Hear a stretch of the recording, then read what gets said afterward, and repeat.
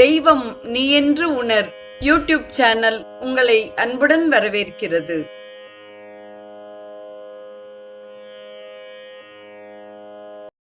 வாழிய செந்தமிழ் அன்பு நிறை உள்ளங்களுக்கு அன்பார்ந்த வணக்கங்கள். வாழ்ந்து காட்டிய வள்ளல்கள் வரிசையில் சுவாமி சிவானந்தரின் வாழ்க்கை வரலாற்றை தொடர்ந்து பத்தமடையின் குரல் என்ற நூலிலிருந்து அழியாத ஆனந்தம் அடைதல் எங்கனம் என்பது குறித்து குருதேவர் கூறும் கருத்துக்களை நாம் தொடர்ந்து சிந்திப்போம். ஒவ்வொரு மனிதனும் ஆனந்தத்தை தேடி அலைகிறான். ஆனால் புலன்களினால் வரும் இன்பம் நிலையற்றது என்பது பிறகு தெரிய வந்துவிடும். கடும் ஏமாற்றமடைந்து மனம் கலங்குகிறான். புலனின்பம் அழியக்கூடியது.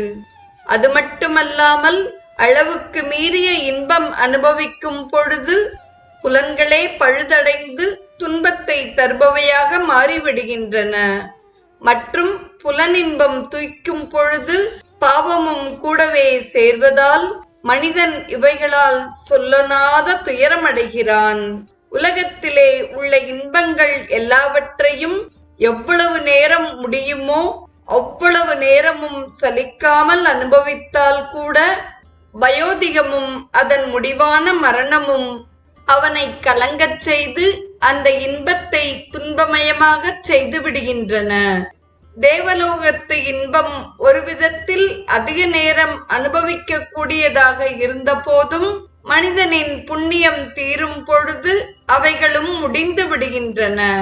உண்மையில் சொல்லப்போனால் புலன்களால் வரும் இன்பம் நிலையற்றவை. அவை ஒரு காலத்தில் முடியவே வேண்டும். ஆகவே அழிவற்ற ஒரு பொருளிடமிருந்து பெறும் இன்பமே நிலையான இன்பமாகும். உலகத்தில் உள்ள எல்லா பெரிய மதங்களும் ஒரே தன்மையான குரலில் பறைசாற்றுவது என்னவென்றால், மேற்கூறியபடி ஒரு அழிவற்ற பொருள் நம்மிடையே இருக்கின்றது என்பதே ஆகும். என்னை நம்புங்கள், இந்த பரம்பொருள் உங்களிடமிருந்து வெகு தூரத்தில் இல்லை. இது உங்களுக்கு அருகாமையிலேதான் இருக்கிறது. இது உங்கள் உடம்பாகிய ஆலயத்தில் உங்கள் இருதயத்தின் உள்ளேயே இருக்கின்றது. இதுவே உங்கள் மனசாட்சியாக இருக்கிறது. உங்கள் அறிவால் செய்யப்படும் அனைத்து காரியங்களையும் இதுவே கண்காணிக்கிறது. யோகிகளாலும் சாதுக்களாலும் ரிஷிகளாலும் ஞானிகளாலும் போற்றப்படும் பரம்பொருள் இதுவே ஆகும். இதை யோக சாதனையின் மூலமாக அறிந்து நிலையான பேரின்பத்தை அடையலாம்.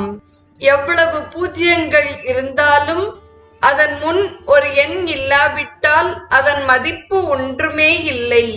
இதை போன்றே மூலையில் உள்ள ஆஸ்திகளையெல்லாம் நீங்கள் பெற்றாலும் தெய்வீக வாழ்க்கை முக்தி அடைவதற்கு நீங்கள் முயற்சிக்காவிட்டால் நீங்கள் பெற்ற மூவுலக ஆஸ்தியும் பயனற்ற சூன்யமாகவே ஆகிவிடும். நீங்கள் ஐம்புல போகத்தில் திளைக்காது யோகத்தை மேற்கொள்ள வேண்டும். லௌகீக வாழ்க்கையோடு ஆன்மீக வாழ்க்கையையும் பிணைக்க வேண்டும். இதனால்தான் பகவான் இயேசுநாதர் பரமபிதாவின் ராஜ்யத்தையும் அவருடைய நற்சக்தியையும் முதலில் கண்டுபிடியுங்கள் என்றார். மற்றவையெல்லாம் தானாகவே உம்மை வந்து சேரும் என்றார். இப்பொழுதுதான் நீங்கள் அழிவற்ற ஆனந்தத்தை அடைந்தவராவீர். ஆன்மீக வாழ்க்கைக்கு செல்ல வேண்டும் என்ற எண்ணம் திடமாக வந்துவிட்டால் பலவிதங்களில் நமக்கு உதவி கிடைக்கும். தெய்வீகத்திற்கு வழிகாட்டியாக விளங்கும் குருவே உங்களுக்கு மிகவும் உதவி செய்பவர். ஆனால் அவர் காட்டும் வழியில் நீங்கள் சாதனை செய்தாக வேண்டும். குருதேவருடைய திருவருள் இல்லாமல் உங்களால் ஆன்மீக பாதையில் முன்னேற முடியாது.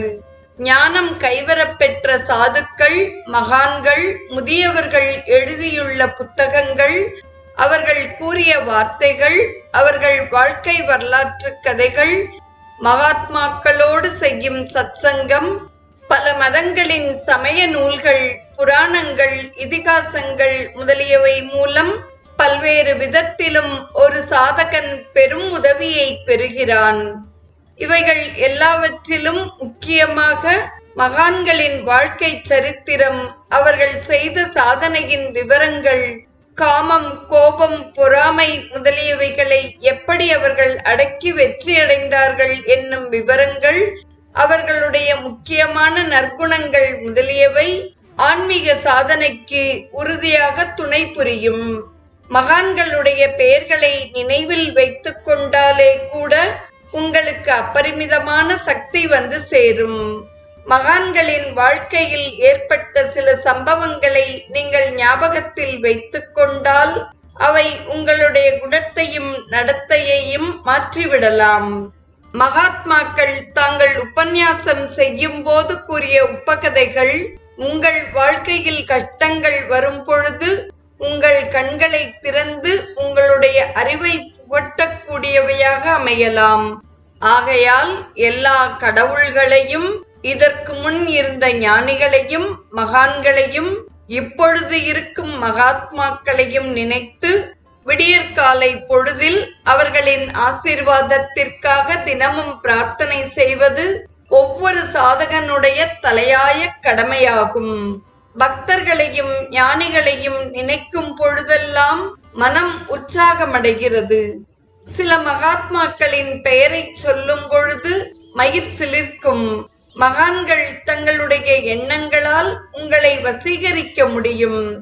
இப்பொழுதும் தங்கள் ஆன்மீக அலைகளை அனுப்பி சாதகர்களுக்கு உதவி செய்யக்கூடிய நித்திய சித்தர்களாகிய சிரஞ்சீவி மகாத்மாக்கள் இமயமலையில் இருக்கின்றார்கள்.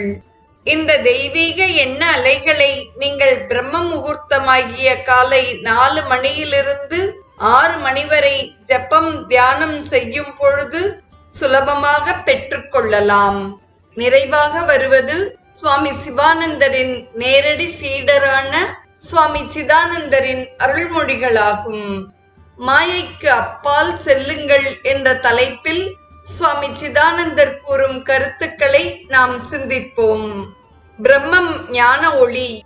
வேண்டுமானால் நம் மனம் நிலை தடுமாறாது இருக்க நாம் நம் புத்தியின் துணை கொண்டு எப்பொழுதும் மனதின் போக்கை கண்காணித்து வர வேண்டும். ஒரு நதிக்கரையில் ஒருவன் நின்று நதியின் நீரோட்டத்தை கவனிப்பது போன்று நாமும் நமது செயல்களை ஒரு சாட்சியாக இருந்து கவனிக்க வேண்டும். மனம் தவறான வழியில் செல்லுமேயானால் அதை அவ்வழியிலிருந்து இழுத்து நேரான பாதையில் செல்லும்படி செய்ய வேண்டும். நிர்வாண சதகம் என்ற நூலில் ஆதிசங்கராச்சாரியார் நான் மனமில்லை, நான் புத்தி, அகங்காரம், சித்தம் முதலியவையும் இல்லை என்கிறார். உண்மையான நான் என்பது மனம், புத்தி, அகங்காரம், சித்தம் முதலியவைகளுக்கு அப்பால் பட்டது. இதை நீங்கள் உணர்ந்து வாழ்க்கையை நடத்துவீர்களானால் நீங்கள் அதிர்ஷ்டசாலிகள். ஏனென்றால் உங்களுடைய எண்ணங்கள், பேச்சு, செயல், நடத்தை, குணம் முதலிய எல்லாவற்றிலும் மாயையை கடந்த தெய்வீகத்தை நீங்கள் வெளிப்படுத்துவீர்கள். ஆத்ம தத்துவமாகிய தெய்வீகத்துக்கு நீங்கள் எப்படி வாரிசுதாரர்களோ அவ்விதமே மயக்கும் சக்தியாகிய இந்த மாயையையும் நீங்கள் சொத்தாக பெற்றுள்ளீர்கள். இந்த மாயையை உணர்ந்து அதனால் மயக்கமுறாது சரியான பாதையில் நீங்கள் செல்லாவிட்டால் உங்கள் வாழ்வே பாழடைந்துவிடும். நீங்கள் பெரிய தத்துவ மேதையாக பட்டம் பெற்றிருக்கலாம், நிறைந்த அறிவு படைத்தவராக இருக்கலாம், பிறருக்கு உபதேசம் செய்பவராக இருக்கலாம். ஆனால் மாயையை கடக்காவிட்டால் பேரழிவை சந்திப்பீர்கள். நான் பெரிதும் படித்தவன், மாயை என்பது என்ன என்று அறிந்தவன் என்று நீங்கள் ஜம்பம் செய்யலாம். வெறும் படிப்பு உபயோகமாகாது. இதுவே மாயை உங்களுக்கு விரித்த வலையாகும். ஆகவே வெட்டி ஜம்பத்தையும் அகங்காரத்தையும் விட்டுவிட்டு பணிவோடு நான் சாதாரண மனிதன், மாயையை பற்றிய முழு உண்மை கடவுளுக்குத்தான் தெரியும், நான் என் பழைய கர்மத்தின்படிதான் நடக்கின்றேன், கடவுள் அருளால் தான் நான் மாயையை கடக்க முடியும் என்று நினையுங்கள். அகந்தையை அழித்து கடவுளிடம் சரணாகதி அடைந்து மாயைக்கும் அப்பால் செல்லுங்கள்.